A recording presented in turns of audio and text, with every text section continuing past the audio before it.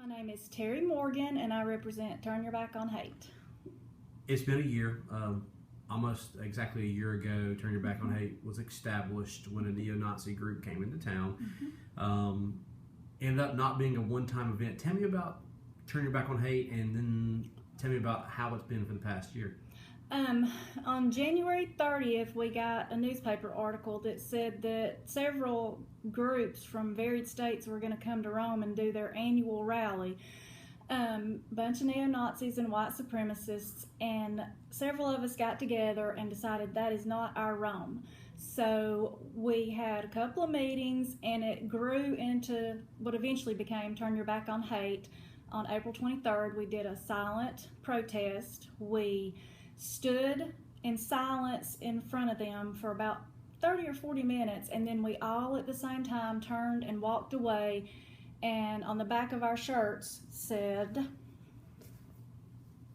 "Rome in a heart." And we felt like that was the best way to deal with it rather than to engage them.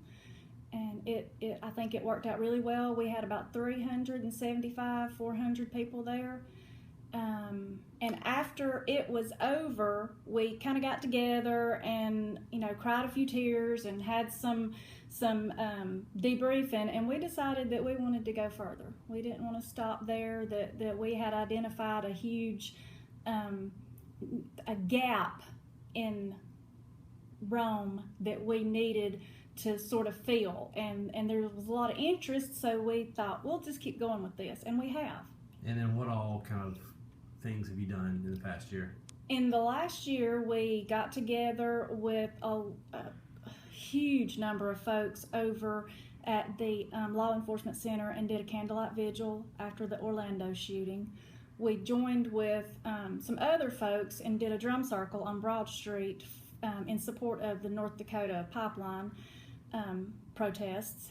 And we have partnered with One Community United, done some community building things with them. We've picked up trash a couple of times. We joined with them during the MLK Day weekend, and we picked up trash and did the MLK Day parade in our t-shirts.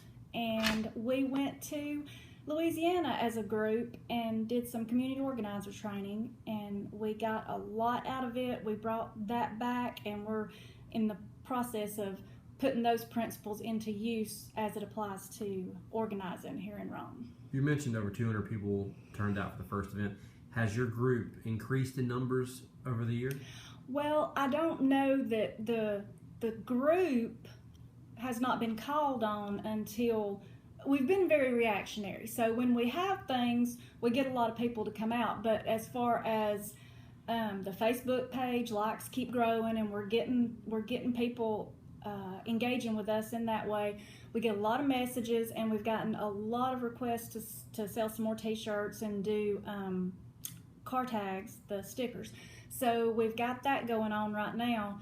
But I think that as far as the core group of us, it's a pretty small group that does the work. What's next for the group? What is next is what's going on right now, and I have to mention Keys to Rome, which is going to kick off on May 6th, the same day as the festival downtown.